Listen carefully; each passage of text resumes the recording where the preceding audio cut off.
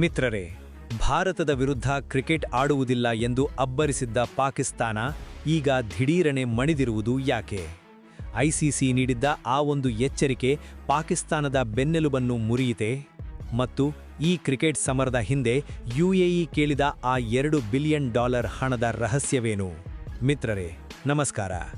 ಇತ್ತೀಚಿನ ಸುದ್ದಿಯ ಪ್ರಕಾರ ಪಾಕಿಸ್ತಾನ ಸರ್ಕಾರವು ಒಂದು ದೊಡ್ಡ ಯೂ-ಟರ್ನ್ ತೆಗೆದುಕೊಂಡಿದೆ. ಫೆಬ್ರವರಿ 15ರಂದು ಶ್ರೀಲಂಕಾದಲ್ಲಿ ಭಾರತದ ವಿರುದ್ಧ ಕ್ರಿಕೆಟ್ ಆಡಲು ಪಾಕಿಸ್ತಾನ ಕೊನೆಗೂ ಒಪ್ಪಿಕೊಂಡಿದೆ. ಆದರೆ ಈ ಬದಲಾವಣೆಯ ಹಿಂದೆ ನಡೆದ ಜಿಯೋಪೊಲಿಟಿಕಲ್ ನಾಟಕಗಳು ಅತ್ಯಂತ ರೋಚಕವಾಗಿವೆ. ಎಲ್ಲವೂ ಶುರುವಾಗಿದ್ದು ಮುಸ್ತಫಿಜುರ್ ರೆಹಮಾನ್ ಎಂಬ ಬಾಂಗ್ಲಾದೇಶದ ಆಟಗಾರನಿಂದ. ಐಪಿಎಲ್ನಲ್ಲಿ ಆತನನ್ನು ಖರೀದಿಸಿ ನಂತರ ಆಡಲು ಬಿಡದ ಬಿಸಿಸಿಐ ನಡೆಯಿಂದ ಬಾಂಗ್ಲಾದೇಶ ಅಸಮಾಧಾನಗೊಂಡಿತ್ತು. ಇದನ್ನೇ ಬಂಡವಾಳ ಮಾಡಿಕೊಂಡ ಪಾಕಿಸ್ತಾನ ಇಸ್ಲಾಮಿಕ್ ಬ್ರದರ್ಹುಡ್ ಹೆಸರಿನಲ್ಲಿ ಬಾಂಗ್ಲಾದೇಶವನ್ನು ಭಾರತದ ವಿರುದ್ಧ ಎತ್ತಿಕಟ್ಟಿ ಐಸಿಸಿ ಟೂರ್ನಿಯಿಂದ ಹಿಂದೆ ಸರಿಯುವಂತೆ ಪ್ರಚೋದಿಸಿತು. ಪಾಕಿಸ್ತಾನದ ಮಾತನ್ನು ನಂಬಿದ ಬಾಂಗ್ಲಾದೇಶ ಐಸಿಸಿಯ ಕೆಂಗಣ್ಣಿಗೆ ಗುರಿಯಾಗಿ ಟೂರ್ನಿಯಿಂದಲೇ ಹೊರಬೀಳಿತು.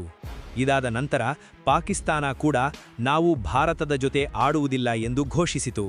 ಆದರೆ ಐಸಿಸಿ ಯಾವಾಗ ತನ್ನ ಚಾಟಿ ಬೀಸಿತೋ ಪಾಕಿಸ್ತಾನದ ಗಂಟಲು ಒಣಗಿತು.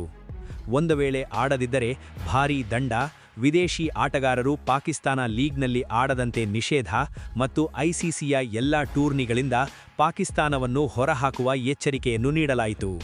ತನ್ನ ಮರ್ಯಾದೆ ಉಳಿಸಿಕೊಳ್ಳಲು ಪಾಕಿಸ್ತಾನ 3 ಬಾಲಿಶ ಬೇಡಿಕೆಗಳನ್ನು ಮುಂದಿಟ್ಟು.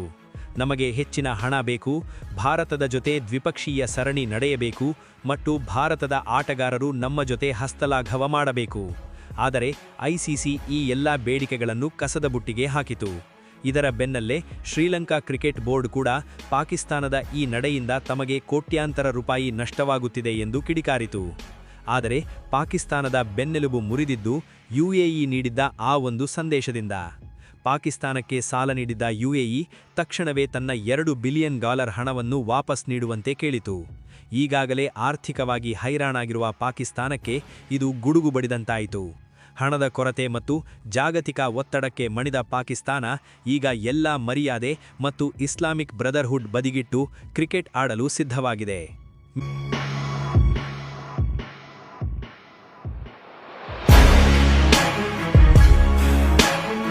ಇಲ್ಲಿ ನಾವು ಗಮನಿಸಬೇಕಾದ ಮತ್ತೊಂದು ಮುಖ್ಯ ಅಂಶವೆಂದರೆ ಪಾಕಿಸ್ತಾನದ ಕ್ರಿಕೆಟ್ ಬೋರ್ಡ್ ಮತ್ತು ಅಲ್ಲಿನ ಮಿಲಿಟರಿ ನಡುವಿನ ಅವಿನಾಭಾವ ಸಂಬಂಧ. ಪಾಕಿಸ್ತಾನಕ್ಕೆ ಕ್ರಿಕೆಟ್ ಕೇವಲ ಒಂದು ಆಟವಲ್ಲ, ಅದು ಜಾಗತಿಕ ವೇದಿಕೆಯಲ್ಲಿ ತನ್ನ ಅಸ್ತಿತ್ವವನ್ನು ತೋರಿಸಿಕೊಳ್ಳುವ ಏಕೈಕ ದಾರಿ. ಒಂದು ವೇಳೆ ಐಸಿಸಿ ನಿಷೇಧ ಹೇರಿದ್ದರೆ ಪಾಕಿಸ್ತಾನದ ಕ್ರಿಕೆಟ್ ಇತಿಹಾಸ ಪುಟಗಳಿಂದ ಮಾಸಿ ಹೋಗುತ್ತಿತ್ತು.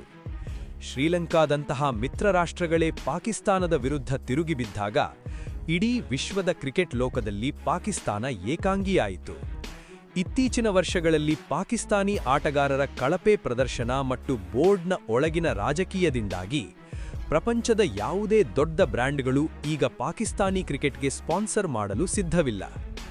ಇಂತಹ ಪರಿಸ್ಥಿತಿಯಲ್ಲಿ ಭಾರತದ ವಿರುದ್ಧದ ಪಂದ್ಯದಿಂದ ಬರುವ ಆದಾಯವನ್ನೇ ಈ ದೇಶ ನಂಬಿಕೊಂಡಿದೆ. ಅಷ್ಟೇ ಅಲ್ಲ, ಪಾಕಿಸ್ತಾನ ತನ್ನ ದೇಶದ ಜನರಿಗೆ ನಾವು ಭಾರತಕ್ಕೆ ಮಣಿಯುವುದಿಲ್ಲ ಎಂದು ದೊಡ್ಡ ಮಟ್ಟದ ಪ್ರೊಪಗ್ಯಾಂಡಾ ಮಾಡಿತ್ತು. ಆದರೆ ಈಗ ಜಾಗತಿಕ ಒತ್ತಡಕ್ಕೆ ಸಿಲುಕಿ ಕೈಯಲ್ಲಿ ಬ್ಯಾಟ್ ಹಿಡಿದು ಮೈದಾನಕ್ಕಿಳಿಯುತ್ತಿರುವ ಪಾಕಿಸ್ತಾನದ ನಡೆ ಆ ದೇಶದ ಸಾರ್ವಜನಿಕರಲ್ಲಿ ಮತ್ತು ತೀವ್ರಗಾಮಿ ಗುಂಪುಗಳಲ್ಲಿ ಭಾರೀ ಅಸಮಾಧಾನ ಮೂಡಿಸಿದೆ. ಇದು ಆಸಿಮ್ ಮುನೀರ್ ಮತ್ತು ಪಾಕಿಸ್ತಾನ ಸರ್ಕಾರದ ರಾಜತಾಂತ್ರಿಕ ಸೋಲಷ್ಟೇ ಅಲ್ಲ, ಬದಲಾಗಿ ಇಸ್ಲಾಂ ಮತ್ತು ಭ್ರಾತೃತ್ವವನ್ನು ತನ್ನ ವೈಯಕ್ತಿಕ ಲಾಭಕ್ಕಾಗಿ ಬಳಸಿಕೊಳ್ಳುವ ಆ ದೇಶದ ಕುತಂತ್ರದ ಪತನ. ಮುಂಬರುವ ಫೆಬ್ರವರಿ 15ರ ಪಂದ್ಯವು ಕೇವಲ ಸ್ಕೋರ್ಬೋರ್ಡ್ನಲ್ಲಷ್ಟೇ ಅಲ್ಲ, ಬದಲಾಗಿ ಜಾಗತಿಕ ಜಿಯೋಪಾಲಿಟಿಕ್ಸ್ನಲ್ಲಿ ಭಾರತದ ಪ್ರಭಾವ ಎಷ್ಟು ದೊಡ್ಡದಿದೆ ಎಂಬುದನ್ನು ಜಗತ್ತಿಗೆ ಸಾರಲಿದೆ. ಮಿತ್ರರೇ, ಪಾಕಿಸ್ತಾನದ ಈ ಬಣ್ಣ ಬದಲಿಸುವ ನೀಟಿಗೆ ನಿಮಗೇನನಿಸುತ್ತೆ? ಇದು ಭಾರತದ ರಾಜತಾಂತ್ರಿಕ ಗೆಲುವೇ? ನಿಮ್ಮ ಅನಿಸಿಕೆಯನ್ನು ಕಮೆಂಟ್ ಮೂಲಕ ನಮಗೆ ತಿಳಿಸಿ. ಇಂತಹ ಆಳವಾದ ರಕ್ಷಣೆ ಮತ್ತು ಅಂತಾರಾಷ್ಟ್ರೀಯ ವಿದ್ಯಮಾನಗಳಿಗಾಗಿ ತಪ್ಪದೇ ನೀತಿ ಡಿಕೋಡ್ ಚಾನೆಲ್ಗೆ ಸಬ್ಸ್ಕ್ರೈಬ್ ಆಗಿ. ಜೈ ಹಿಂದ್, ಜೈ ಕರ್ನಾಟಕ.